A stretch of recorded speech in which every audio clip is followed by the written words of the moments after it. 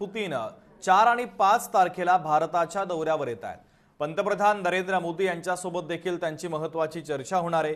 ऊर्जा, संरक्षण आणि द्विपक्षीय व्यापार या महत्त्वाच्या विषयांसंदर्भात व्यापक चर्चा ते भारतासोबत करतील।